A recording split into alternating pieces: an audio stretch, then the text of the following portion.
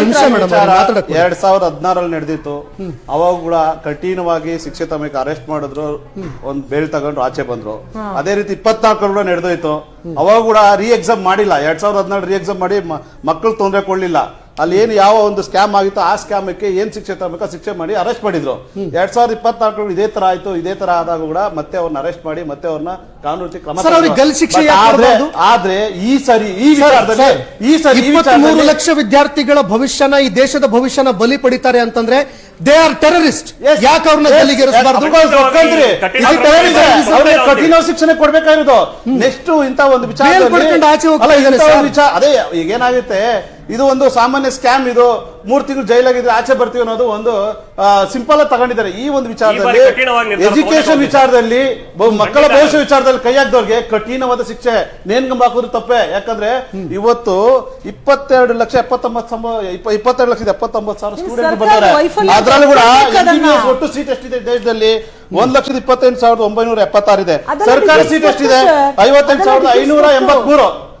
ಅದೇ ರೀತಿ ಖಾಸಗಿ ಶಾಲೆಗಳಲ್ಲಿ ಎಷ್ಟಿದೆ ಸೀಟ್ಗಳು? ಮೆಡಿಕಲ್ ಸೀಟ್ಗಳು 55,244. ಎಐಐ ಮತ್ತೆ ಎಂಎಸ್ ಅಲ್ಲಿ 21 ಕಾಲೇಜಲ್ಲಿ 2,500 ಸೀಟ್ಗಳಿದಾವೆ. 241 ಸೀಟ್ ಅದರ್ ಸೀಟ್ಸ್ ಇದಾವೆ. ಹಂಗೆ ಬಿಡಿಎಸ್ ಅಲ್ಲಿ ಡೆಂಟಲ್ ಸೀಟ್ಸ್ ಎಷ್ಟಿದಾವೆ? 27,868 ಇದೆ. ಬಿಎಂಎಸ್ ಆಯುರ್ವೇದ ಮತ್ತು ಡಾಕ್ಟರ್ ಸೀಟ್ಸ್ ಎಷ್ಟಿದಾವೆ? 31,800. ಸರ್, ನಿಮ್ ಜೆಡಿಎಸ್ ಏನಾದ್ರು ಬಂದ್ರೆ, ಸರ್ ನಾನು ಪ್ರಾದೇಶಿಕ ಪಕ್ಷ ಜೆಡಿಎಸ್ ಏನಾದ್ರು ಬಂದ್ರೆ ಈ NTA ನ ತಳ್ಳು ಹಾಕಿ ಏನಾದ್ರೂ ತಮಿಳುನಾಡು ಮಾಡ್ತಲ್ಲ ಆ ರೀತಿ ಏನಾದ್ರು ಮಾಡೋ ಸಾಧ್ಯತೆ? ಸರ್, ಅದೊಂದೇ ಪರಿಹಾರ. ತಳ್ಳಾಕೋದು ಕಿತ್ತಾಕೋದು ಪ್ರಶ್ನೆ ಅಲ್ಲ. ಸರ್, ಇಡೀ ಕರ್ನಾಟಕದ ವಿದ್ಯಾರ್ಥಿಗಳಿಗೆ ಎಷ್ಟು ಸರ್ ಅನ್ಭವಿಸಬೇಕು? ಸರ್, ಒಂದ್ಸಾರಿ ಹೇಳ್ತಿ ಕೇಳಿ. ಇವತ್ತು ಆಗಿರೋ ಸ್ಕೀಮ್ಗೆ ಮರುಪ ಎಕ್ಸಾಮ್ ಕೊಟ್ಟಿದ್ರೆ ಸರ್ಕಾರ ಸುಮ್ಮನೆ ಕೊಟ್ಟಿಲ್ಲ. ಇವತ್ತು ಗೊತ್ತು ಮಕ್ಕಳ ಭವಿಷ್ಯ ಎಷ್ಟು ಸಮಸ್ಯೆ. ಹಾಗಾದ್ರೆ ಸರ್ಕಾರದ ವೈಫಲ್ಯತೆ ಸಮಯ ಮತ್ತೆ ಸರ್ಕಾರ ವಿಫಲವಾಗಿದೆಯಾ? ಸರ್ಕಾರ ವಿಫಲ ಆಗಿದೆಯಾ ಇಲ್ವಾ? ಸರ್ಕಾರ ಅಲ್ಲ, ಭದ್ರತೆ ಸಿಬಿಐ ವಿಫಲ ಆಗಿಲ್ಲ.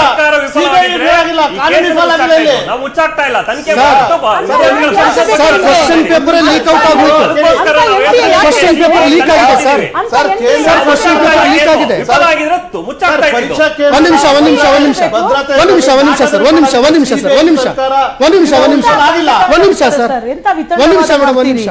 ನೋಡಿ, ರನ್ನಿಂಗ್ ರೇಸ್ ನಡೀತಾ ಇದೆ. I am a referee. Non referee.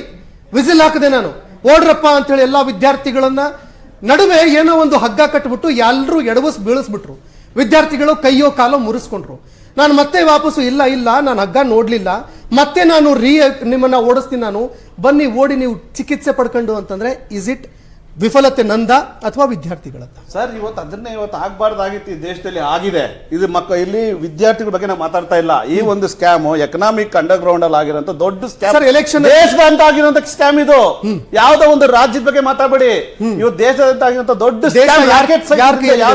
ಹಿನ್ನೆಲೆ ಯಾರಿದ್ದಾರೆ, ಇದ್ರ ಬ್ಯಾಕ್ ಗ್ರೌಂಡ್ ಯಾರಿದ್ದಾರೆ, ಯಾರು ಕಿಂಗ್ಪಿನ್ ಯಾರು, ಇದ್ರಲ್ಲಿ ಮೇನ್ ಆಗೋರು ಇಡ್ಬೇಕು. ಇವತ್ತು ನಾವು ಬರೇ ಒಂದು ಮರದಲ್ಲಿ ಬುಡಕ್ ಹೋಗ್ತಾ ಇಲ್ಲ, ಬರೇ ಲೀವ್ಸ್ ಫ್ಲವರ್ಸ್ ಕಟ್ ಮಾಡ್ತಾ ಇದ್ವಿ.